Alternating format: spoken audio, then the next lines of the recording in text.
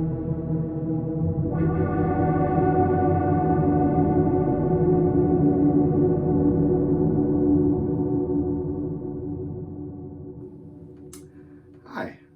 welcome to our second weekly Prelude.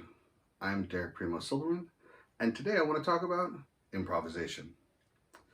Improvisation, musically speaking, is often associated with jazz, well, at least in this country.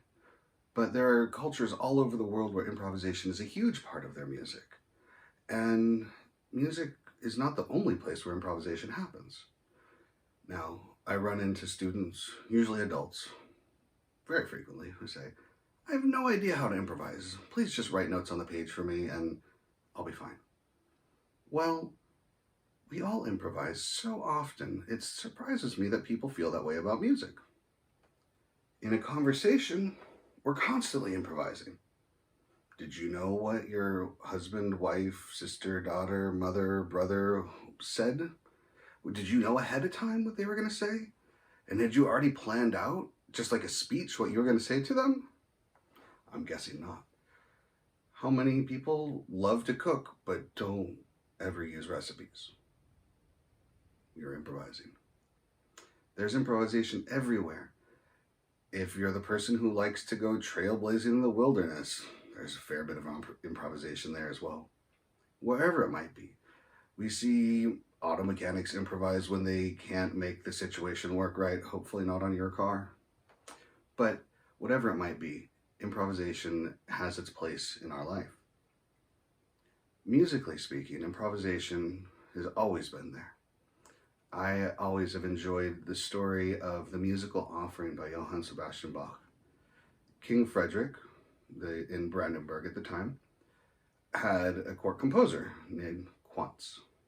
Quantz wrote a lot of flute music because the king was a flautist, and his royal accompanist was Carl Philipp Emanuel Bach, who was Johann Sebastian's son.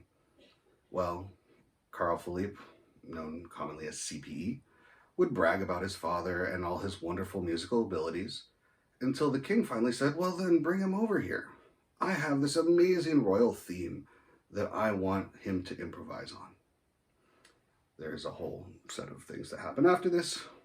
We won't get into that. But improvisation. The only story I know of Beethoven and Mozart interacting was when a young Beethoven arrived in Vienna and Mozart was still alive. They had a lesson and Beethoven played the hardest piano piece he could for him. And Mozart just said, anybody can do that. Show me something special. Improvise for me.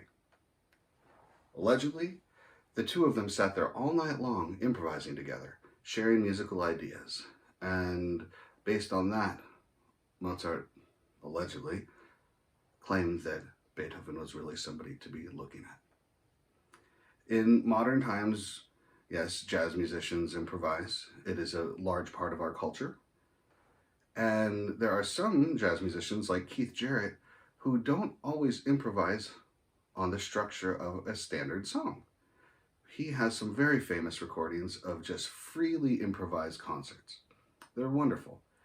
There's many other examples of this. Many of you would be surprised to find out that your church organists improvise their preludes and intercessionary music regularly.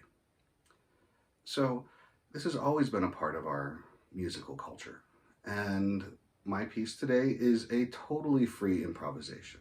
This is not based on anything other than how I was feeling in the moment of recording it. And I can say that this has not been a comfortable time in recent history.